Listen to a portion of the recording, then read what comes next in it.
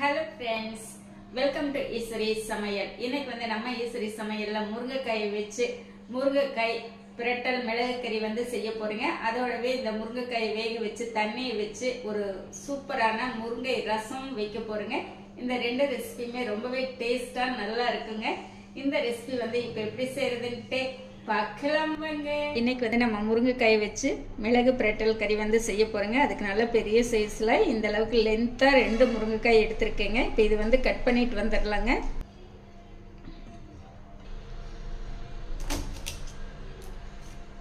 முருங்கைக்காய் கட் பண்ணிக்கலாங்க. பாத்தீங்களா, இந்த அளவுக்கு இந்த லென்த்துக்கு கட் பண்ணா போதுங்க. இந்த மாதிரி நார் எல்லாம் கட் பண்ணும்போது வந்துச்சுன்னா அப்படியே உரிச்சு எடுத்துருங்க.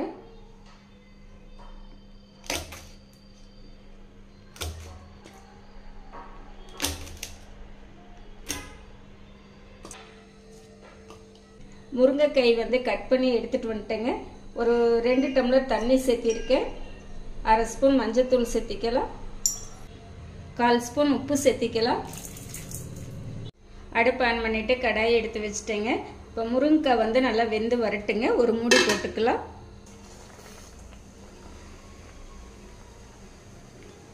இப்போ முருங்கைக்காய் 3/4 பதம் வெந்துடுச்சுங்க. இந்த நம்ம தாளிக்கும் போது அதில் கொஞ்சம் வேகும் இல்லைங்களா, ரொம்ப வெந்துடுச்சு அப்படின்னா எல்லாமே தனித்தனியாக பிரிஞ்சு போயிடுங்க. இந்த அளவுக்கு வெந்ததுனாலே போதும். நம்ம இப்போ எடுத்துக்கலாம். இந்த முருங்கைக்காய் தனியாக எடுத்துக்கலாங்க.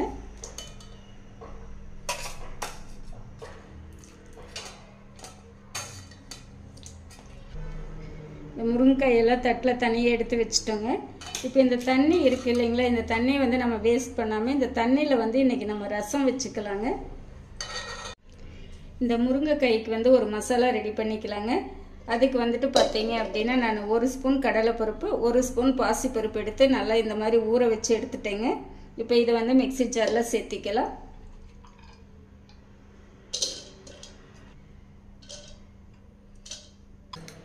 ஒரு 1/2 ஸ்பூன் சோம்பு சேர்த்திக்கலாம். ஒரு பச்சை மிளகாய் சேர்த்திக்கலாம். ஒரு கொத்து கறிவேப்பிலை பாருங்க. 2 கொத்து மல்லி இலை எடுத்திருக்கேன். இதை நம்ம பிச்சு சேர்த்திக்கலாம்.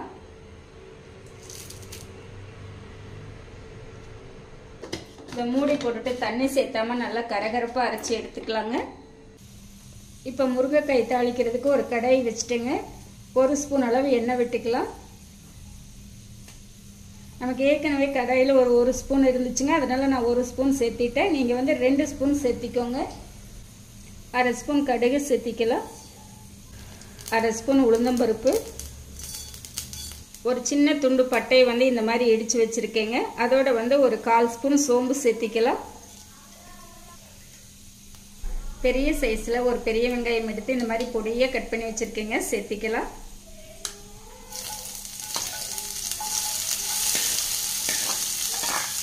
ஒரு கொத்து கறிவேப்பிலை சேர்த்திக்கலாம். கலந்து விட்டுறலாங்க. வெங்காயம் வதங்கட்டும். வெங்காயம் ஒரு சுருள் பக்குவத்துக்கு வதங்கி வந்துடுச்சுங்க. இந்த டைமில் நான் ஒரு பெரிய தக்காளி கட் பண்ணி வச்சுருக்கேன், சேர்த்திக்கலாம். சின்ன தக்காளியாக இருந்ததுன்னா 2 சேர்த்திக்கோங்க. கூடவே 1 ஸ்பூன் அளவு இஞ்சி பூண்டு தட்டி வச்சுருக்கேங்க, சேர்த்திக்கலாம். சேர்த்திட்டு கலந்து விட்டுறலாங்க.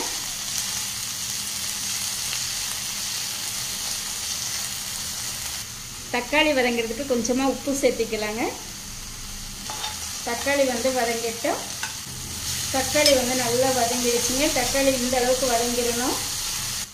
1 ஸ்பூன் குழம்பு மிளகாய்த்தூள் சேர்த்திக்கலாங்க.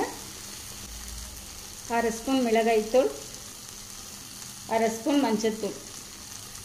இதோடவே நம்ம அரைச்சி வச்சிருக்கிற பருப்பு பேஸ்ட் சேர்த்திக்கலாங்க.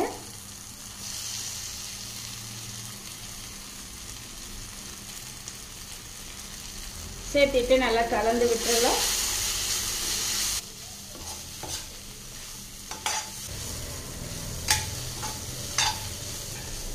ஒரு 2 நிமிஷம் நல்லா கலந்து விட்டுட்டேங்க.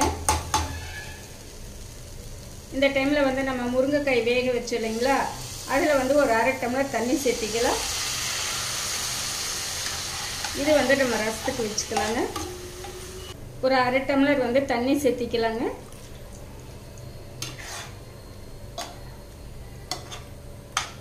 இப்போ இந்த மசாலா நல்லா கொதிச்சு வரட்டுங்க.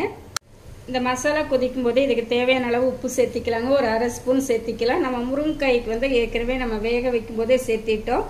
இப்போ இதுக்கு வந்து இந்த உப்பு கரெக்டாக இருக்குங்க.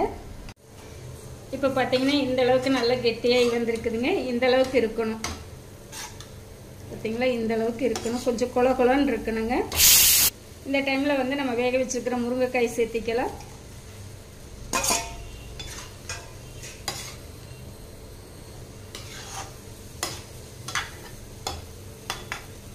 சேர்த்துட்டு நல்லா கலந்துக்கலாங்க.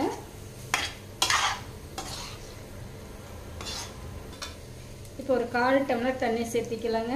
ஏன்னா கொஞ்சம் கெட்டியாக இருக்கு.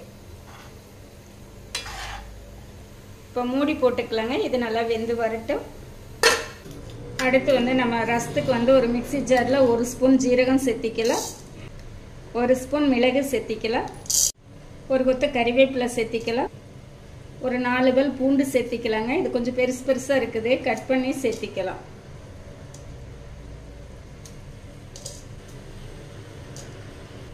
கொஞ்சம் மல்லி இலைகள் சேர்த்திக்கலாங்க. கூடவே சின்ன சைஸில் ஒரு 2 தக்காளி கட் பண்ணி வச்சுருக்கேன், இதுவும் சேர்த்திக்கலாம்.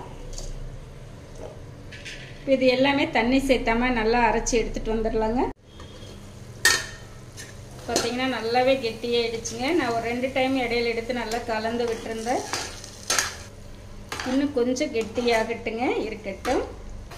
இப்போ பாருங்கள் நல்லாவே கெட்டியாயிடுச்சு.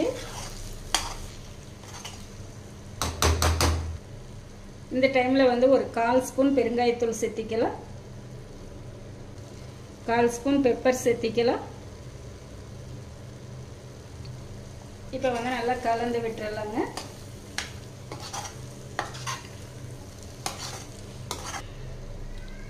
மேலாப்பில் கொஞ்சம் மல்லி இலைகள் சேர்த்திக்கலாங்க. அவ்வளோதாங்க, நம்மளுக்கு வந்து முருங்கைக்காய் பிரட்டல் கறி வந்து நல்லா பிரமாதமாக ரெடி ஆகிடுச்சுங்க. இது வந்து பார்த்தீங்க அப்படின்னா நம்ம ரச சாதத்துக்கு வச்சு சாப்பிட்றதுக்கு ரொம்ப நல்லா இருக்குங்க. அதோட தயிர் சாதம், வெரைட்டி ரைஸ் எல்லாத்துக்குமே வச்சு தொட்டுட்டு சாப்பிட்லாங்க. ரொம்பவே நல்லாயிருக்கும். நம்ம ரசத்துக்கு அரைச்சிட்டு வந்த பேஸ்ட் வந்து இப்போ நம்ம அந்த முருங்கை தண்ணியில் சேர்த்திடலாங்க.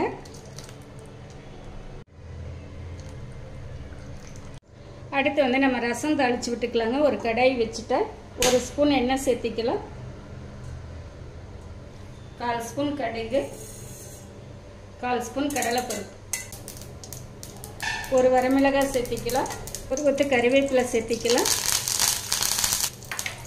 இப்போ வந்து நம்ம கலந்து வச்சிருக்கிற ரசக்கலவையை சேர்த்திக்கலாம்.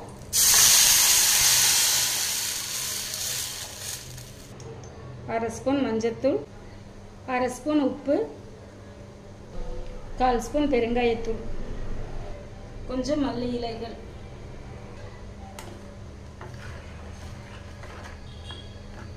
இப்போ கலந்து விட்டுறலாங்க.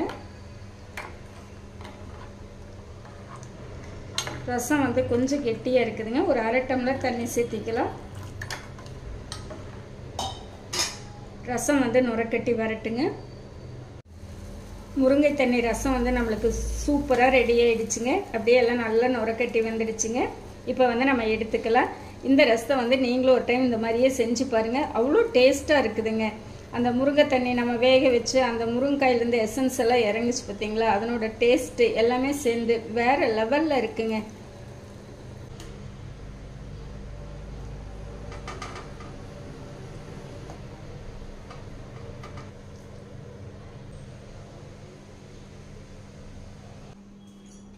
எனக்கு நான் செஞ்ச இந்த ரெசிபி வந்து உங்களுக்கு ரொம்பவே பிடிச்சிருக்கும்னு நினைக்கிறேன். இந்த மெத்தடில் நீங்களும் செஞ்சு பார்த்துட்டு எப்படி இருக்கு அப்படின்ட்டு கமெண்ட் பண்ணுங்க. பிடிச்சிருந்தா லைக் பண்ணி ஷேர் பண்ணுங்க. நம்ம ஈஸ்வரி சமையலை சப்ஸ்கிரைப் பண்ணி வச்சுக்கோங்க. அப்பதான் நான் போடுற வீடியோஸ் உங்களுக்கு உடனுக்குடன் நோட்டிஃபிகேஷன் வருங்க. என்னுடைய மற்ற வீடியோஸ் எல்லாமே ஒரு டைம் விசிட் பண்ணி பாருங்க. உங்களுக்கு ரொம்பவே யூஸ்ஃபுல்லா இருக்குங்க. தேங்க்ஸ் ஃபார் வாட்சிங்.